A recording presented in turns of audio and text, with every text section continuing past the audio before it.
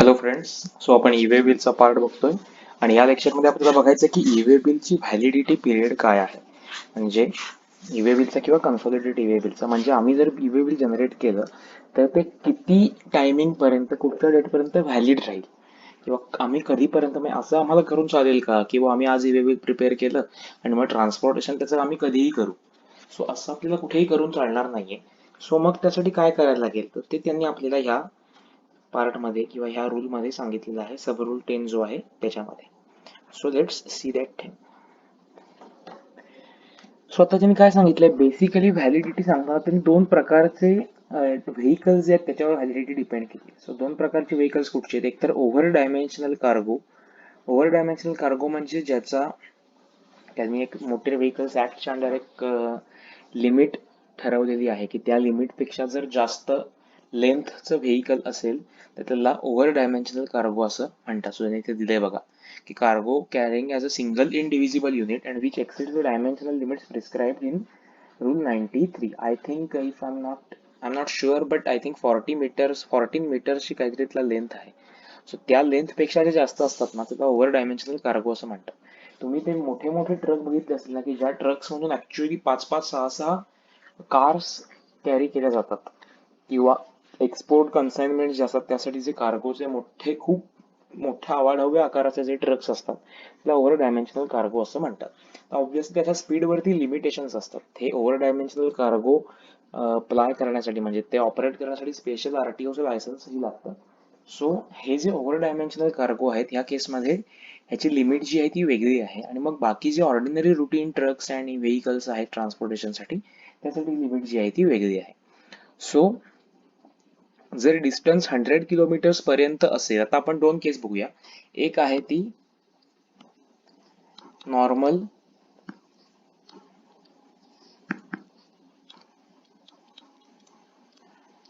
Vehicles आणि दुसरं आहे ती ODC. ODC means over dimensional cargo. So normal व्हेकल्सच्या केसमध्ये 100 किलोमीटर पर्यंत डिस्टन्स असेल तर मुळात 1 डे व्हॅलिडिटी तुमची आहे. ठीक आहे. म्हणजे समजा रत्नागिरीतून मला चिपळूणला जायचंय किंवा रत्नागिरीतून मला मे बी हातखंब्यापर्यंत जायचंय. So that distance is up to 100 kilometre. 100 kilometres पेक्षा कमी आहे किंवा रत्नागिरीतून चिपळूणला जायचं असेल तर डिस्टन्स 100 किलोमीटर पेक्षा कमी आहे. सो मग ह्या डिस्टन्ससाठी माझं जे ई-वे बिल मी तयार करेन ते 1 दिवस व्हॅलिड राहील आणि मग प्रत्येक ॲडिशनल एव्हरी नेक्स्ट 100 किलोमीटर्ससाठी ॲडिशनल 1 डे मिळेल. म्हणजे समजा मी 90 किलोमीटरचं डिस्टन्स असेल तर माझं ई-वे बिल 1 दिवस व्हॅलिड असेल. जर 101 किलोमीटर डिस्टन्स असेल तर माझं ई-वे बिल 2 दिवस व्हॅलिड असेल. अगेन जर माझं डिस्टन्स 199 झालं तर माझं ई-वे बिल 2 दिवस व्हॅलिड राहील. पण 201 झालं की माझं ऑटोमॅटिकली ई-वे बिल जे आहे ते 3 दिवस व्हॅलिड राहील. आता ह्या व्हॅलिडिटीचा अर्थ असा आहे की तितक्या पिरियडमध्ये तुमचं ट्रान्सपोर्टेशन कम्प्लीट झालेलं असलं पाहिजे. अदरवाईज काय होईल की जर का आम्ही तितक्या टायमिंगमध्ये जर ट्रान्सपोर्टेशन कम्प्लीट नाही करू शकलो तर that goods in between transit असताना आमचं ई-वे बिल इनव्हॅलिड होईल आणि मग इनव्हॅलिड झाल्यामुळे त्याचा अर्थ असा होईल की आम्ही ई-वे बिल न काढता गुड्सची मुवमेंट अंडरटेक केलेली आहे किंवा आम्ही गुड्सची मुवमेंट केलेली आहे.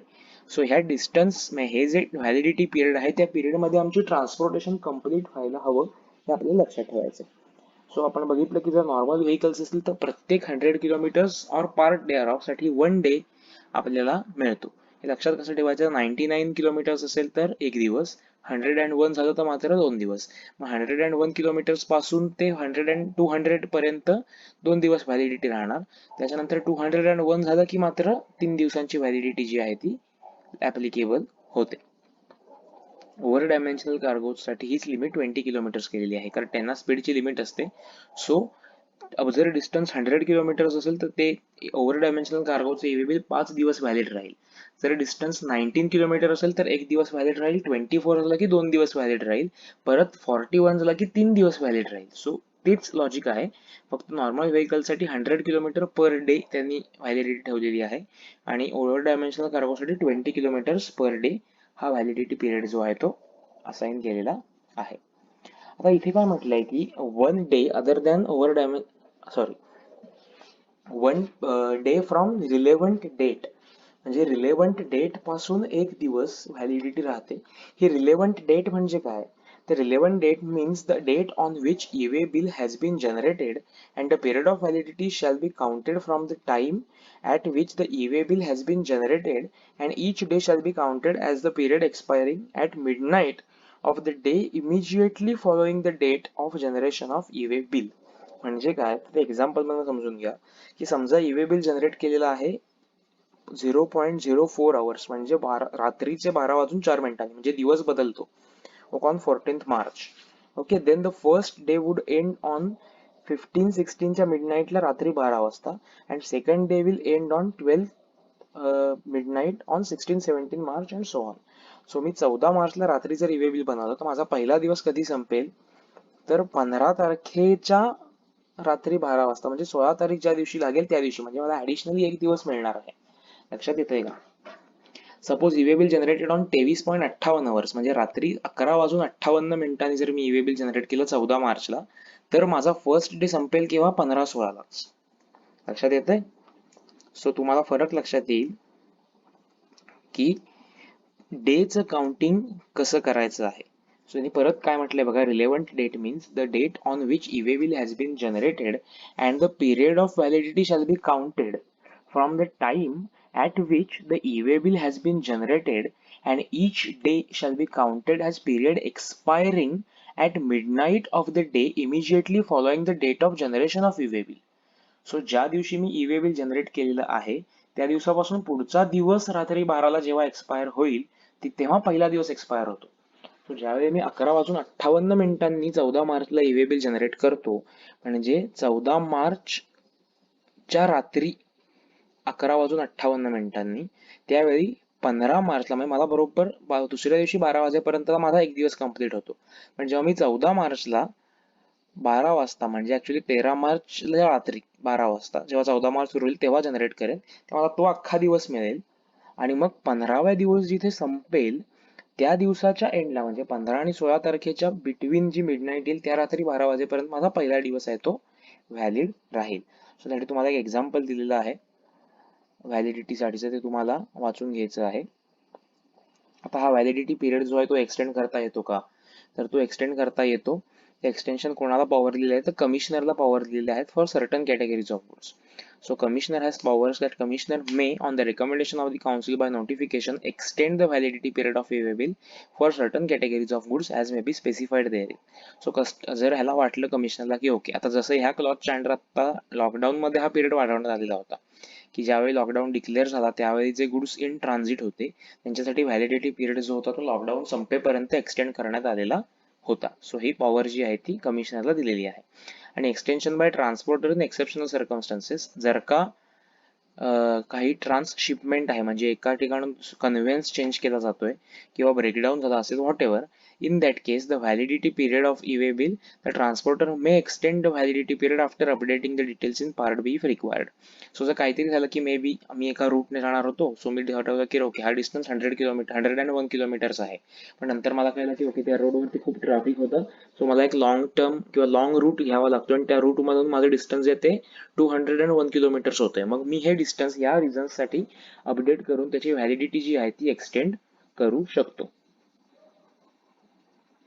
पण हा ऑप्शन जो आहे, ही महत्वाची गोष्ट आम्हाला त्याच्यात एक लक्षात ठेवायला हवी की हा जो ऑप्शन आहे एक्सटेन्शनचा, this option will be available for extension of e-way bill before 8 hours and after 8 hours after the expiry of the validity. So एक्सपायरीच्या आधी 8 तास आणि नंतर 8 तास इतक्या 16 तासांमध्येच मला हा व्हॅलिडिटी जी आहे ती अमेंड करता येते किंवा एक्सटेंड करता येते. ओके, आता हा पुढचा पार्ट जो आहे तो ऍक्सेप्टन्स ऑफ ई-वे बिलचा आहे.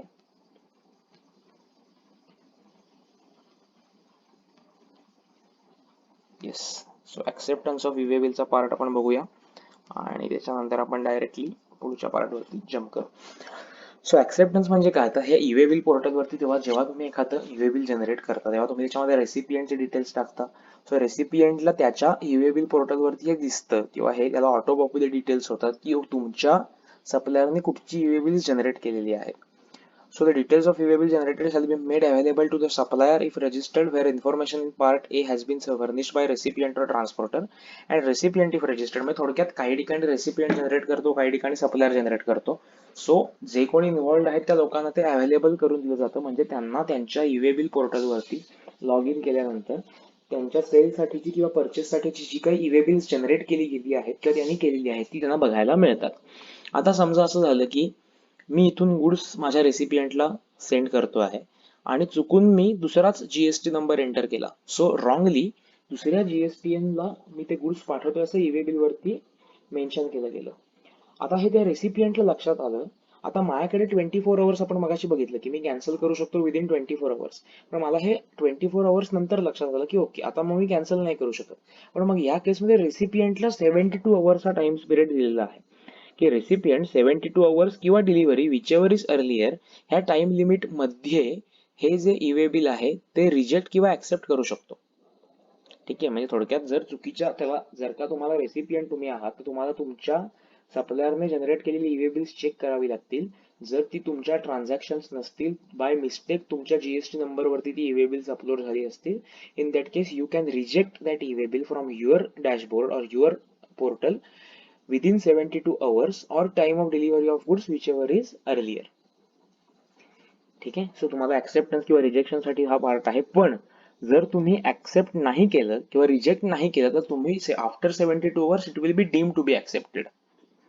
ठीक आहे, सो जर रिजेक्शन तुम्ही नाही केलं तर दॅट ऍक्सेप्टन्स इज डीम्ड. इथे लिहिलेलं आहे it shall be deemed that he has accepted the sale detail. So 72 hours मध्ये जर आम्ही नाही म्हटलं किंवा आम्ही रिजेक्शन नाही केलं तर आम्ही ते बिल ऍक्सेप्ट केलं आहे असं डीम केलं जाईल.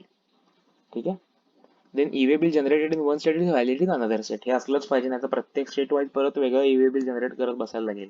वन नेशन वन टॅक्सचा काही उपयोग होणार नाही. सो इथे मी एक समरी दिलेली आहे जी तुम्ही रीड करून घ्या. आपण सगळे पॉइंट जे ते कव्हर केलेले आहेतच.